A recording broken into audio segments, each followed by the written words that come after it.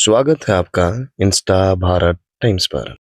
जनूबी हिंदुस्तान का मायानाज इल्मी इदारा जो सबील और रशाद के नाम से पहचाना जाता है, वहाँ के मायानाज तालिब इल्म और फिर वही के मायानाज उस्ताद और फिर वही के बेमिसाल मोहतमीम हज़रत मौलाना सग़ीर अहमद रशादी साहब रहमतुल्लाह अलैह की वफ़ात की खबर फैलते ही ना सिर्फ कर्नाटक बल्कि पूरे हिंदुस्तान में गम की लहर दौड़ गई। सबील और रशाद के अहाते ऐवान अबू सऊद में दीदार के लिए एक अवामी समंदर उमड़ पड़ा और उसमें सियासी, समाजी, इल्मी और रूहानी शख्सियत ने अपने अपने ताज़ियत का इजहार किया और ख़ुद हुकूमत के नुमाइंदों ने भी अपने एहसासात पेश किए।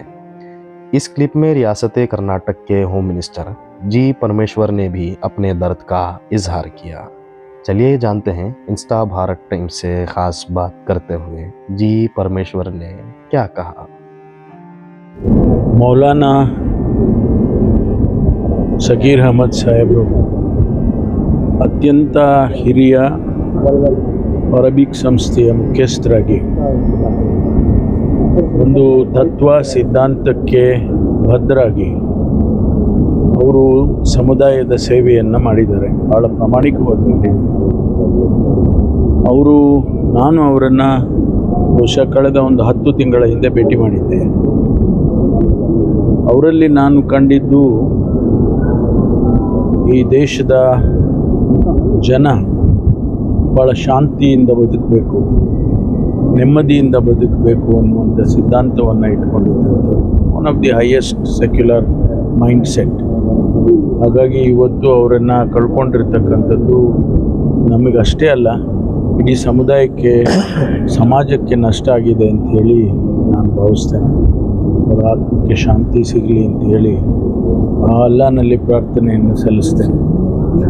ಏಕೆಂದರೆ ಇವತ್ತು ಅಂಥ ಜನ ಮತ್ತೊಬ್ಬರು ಸಿಗೋದಿಲ್ಲ.